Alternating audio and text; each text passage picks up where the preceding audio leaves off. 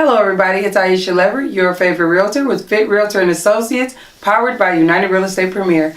Today I am here with this wonderful home inspector, Nat, who I have done a transaction with most recently and found him to be quite interesting and very thorough. So we'd like to interview him today based on his experience. He is with Countywide Home Inspections. And let's go ahead and introduce our friend Nat. Good morning, Aisha. Good morning. How are you? I'm fine. I'm glad to be here with you. I'm glad to have you. So I wanted to start off by letting everyone know a little bit about yourself. Just kind of how long you've been in the business, how many years it took you to become a home inspector, or if it took months to become a home inspector. Well, I can offer you this. I started in the home construction business over 45 years ago. Wow. I became a Class A general contractor, and I leveraged my experience into being a home inspector. So I spent a long time preparing for this. My value is my in-depth knowledge in how a home should be built and the systems that go with it. It can typically today in home inspection industry, you can learn pretty much there is through the training in several months, but it's always good to have a lot more time regarding the actual experience. But you certainly can go out after some quick training and understand pretty much of what a home is about. Okay, awesome. So with your construction background, I know we talked about this a little bit earlier, but can you just kind of explain the differences in the eyes of how you view a home from a home inspector's perspective versus a construction perspective? Oh, I sure can. As a contractor, when we come into a home, you would go in and try to, if there was a problem, you would try to diagnose the problem, you would offer a solution, you would offer a contract price, and then when the contract is signed, you perform the work and you move on. As a home inspector, you don't get involved quite that way. What you do is you come in, you look, you diagnose, you evaluate, and you offer to bring in other professionals to handle a problem if there is one. So it's a close cousin, but it's not exactly the same. It is two different businesses, but they're similar in some areas. Okay, great. Well, that definitely makes me feel more comfortable with you as a home inspector, knowing that you've had 45 years in the industry. My other question for you would be, is there ever really a reason that a home seller would want to use a home inspector? Definitely, yes.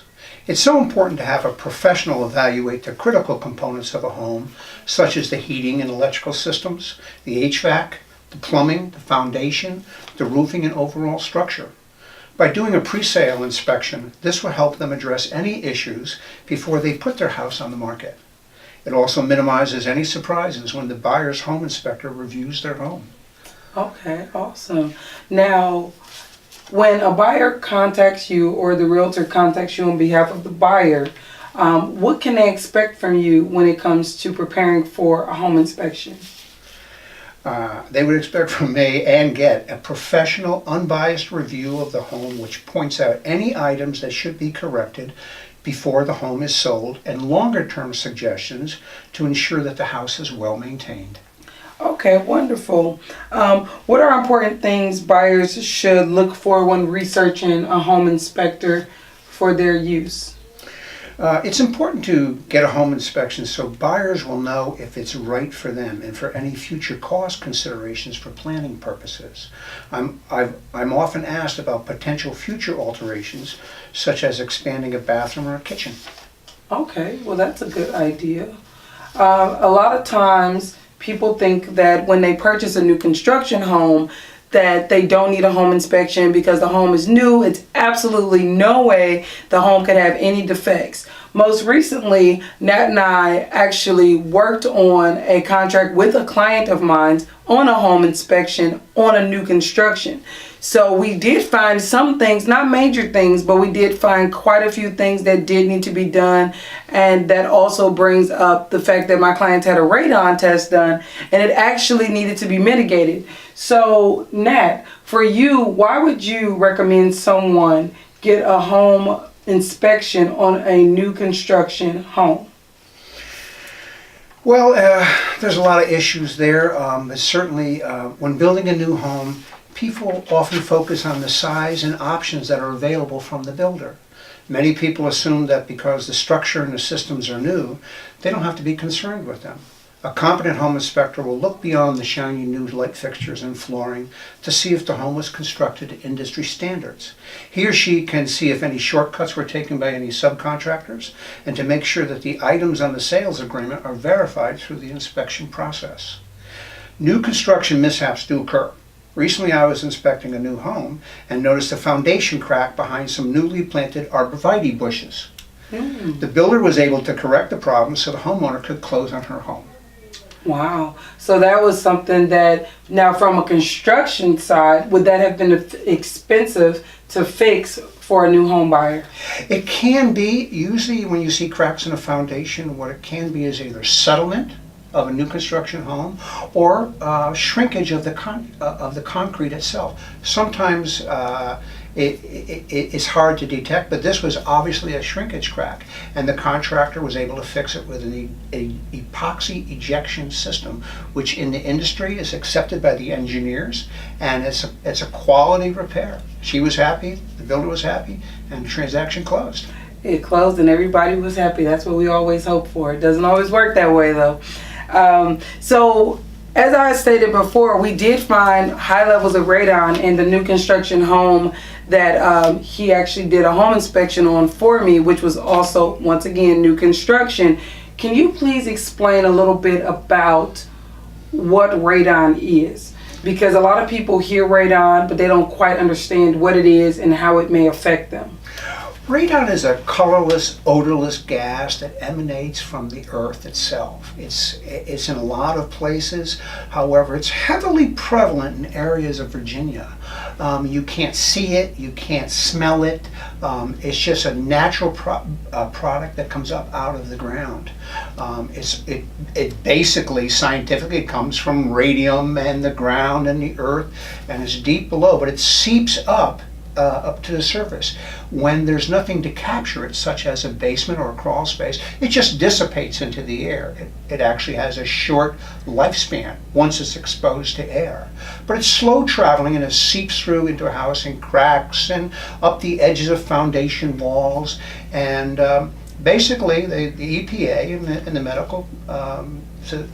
medical profession has determined that it causes lung cancer. Wow, is that long-term exposure to it or short-term? Have you read anything on that? Well, what I've heard is I suppose if you're not knowing that much about the scientific end of it, any exposure to that is certainly not good. Correct. They advise against it, but long-term exposure certainly is bad. But short-term, I'm not sure. I would think that you'd want to detect it right away and know instantly about that. So a simple radon test can tell you that pretty quick. Okay, wonderful. Now, with the radon, do you mostly recommend it be done if there's a basement or a crawl space? Because I know some houses don't have basements, and I've heard that you wouldn't recommend it, or it's not as necessary as if you have a basement. How true is that? Well, we look at it as home inspectors this way, that the radon is coming up from the ground no matter whether you have a crawl space or a full basement. If you have a home that has a crawl space, you would set the radon test on the first floor above the crawl space. That radon will still come through, even though it's just a crawl space. If it's a basement, it's captured in the basement, so you would set the radon test there to capture it there when it first is exposed to the air that's breathed. Wow. So even with just a crawl space, no, I would recommend that you get a radon test. And how often do people get these radon tests? Every couple years, or? Well, usually they ask to retest after the first indication that there is radon. If you need a mitigation system for radon, typically what's done is the mitigation system is installed, and then the mitigation installer would come back and retest again, or the home inspector would come back and retest again. Make sure that the levels are lowered according to the minimal standards that the EPA suggests. Okay, well, thank you so much for that information. I know that was a little bit extra there for you to go into detail, but it's definitely information that's useful to my clients and your potential clients. Very good. So how many home inspections would you say that you do a month when in your very fast-paced season? It varies by season of the year. In the spring and summer, it averages about 20 a month. and less often in the colder months. Okay. So, what do you offer that other home inspectors don't, or is it rare to find? Well, in addition to being a licensed home inspector, I also maintain a Class A contractor's license with decades of experience working on a wide variety of homes, including historical residences to modern day structures. Really? Historical residence? Sure. Wow.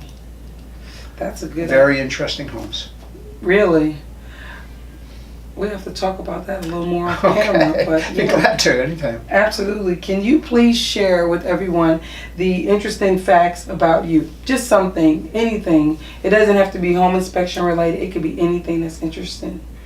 Well, Aisha, not many people know this, but I saved the life of a newborn baby girl who is now 34 years old.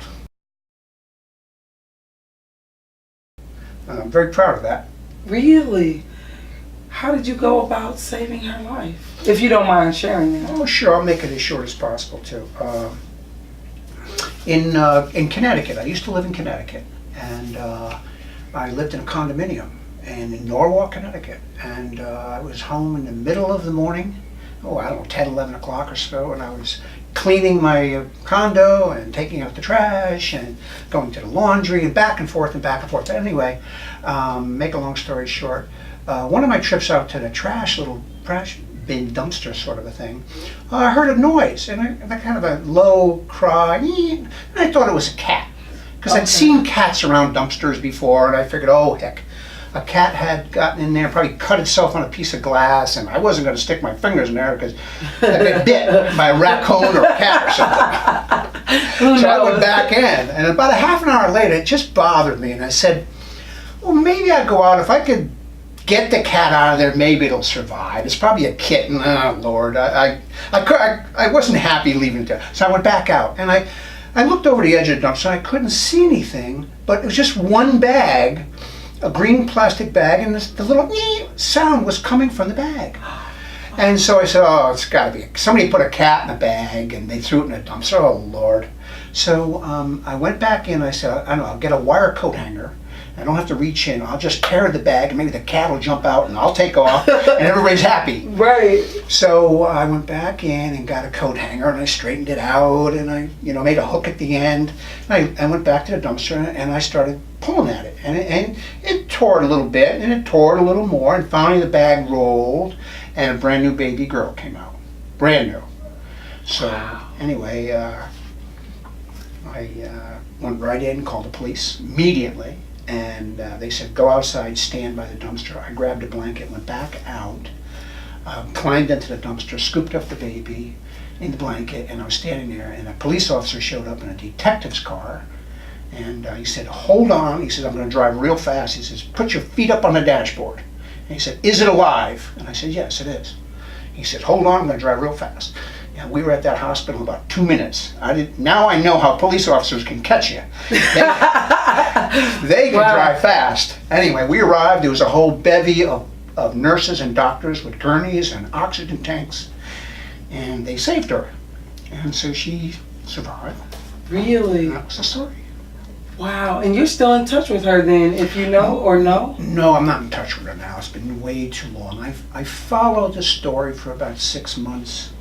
And she had been adopted by the Children and Youth Division of Connecticut, and they found the woman who did this, and they charged her with manslaughter, but attempted manslaughter. So anyway, I lost track of it after that, and then years down the road, I'd never heard anything further. But hopefully she's alive, and maybe she'll knock on my door and say, hi, Nat. Wow. Thank you for sharing that. That is like a captivating story. Like, I wasn't expecting that when we said something interesting. So moving over just slightly back to the home inspection process, what do you find most memorable in the home inspection since you've been doing this? Like, what's one of the most memorable moments you've had? Sure. Just quite recently too. I did an inspection on an old house which had an open bay garage in the rear of the structure. Older style, a lot of times they didn't have garage doors. The ceiling height was about 7 feet. I looked up to examine the ceiling, and there was a black snake coiled around an old bird's nest. There was only about 2 feet from it to me. I had to be very careful not to startle the snake, and I slowly backed out of the garage until I was safely away from it. That was close. Wow. That is memorable. I probably would never forget that. I probably couldn't even sleep after that. So now that we've heard everything that we could possibly hear about home inspections, I'm sure there's plenty more, but we can always contact Nat to get the information. What I want to know from you as we close out here is, what is the average cost of a home inspection in this area of Northern Virginia, more like the Stafford, Fredericksburg, Spotsylvania, Caroline County realm? Well, I keep my prices competitive, and I'm probably just below most home inspectors, but my average home inspection prices start about $295, depending on square footage, with incremental costs for additional square footage in outbuildings. So $295 would cover you up to about 2,000 square feet, and you're ranging up to, say, $325 for 2,500 square feet, and those kind of increments. Okay. Well, thank you so much for that, Nat. It was wonderful meeting you today. Everybody, this is Nat once again from Countywide Home Inspections. I hope that if you are in the market for a home, one, I'm the one helping you purchase that home, but two, that you will give Nat a fair chance to inspect your home. It's been a pleasure meeting him and hearing his stories and all of the information that he offers the industry. You can find Nat in the information that I'm going to post below or in this video and the slide. Have a wonderful day, and it was a pleasure hanging out, I guess.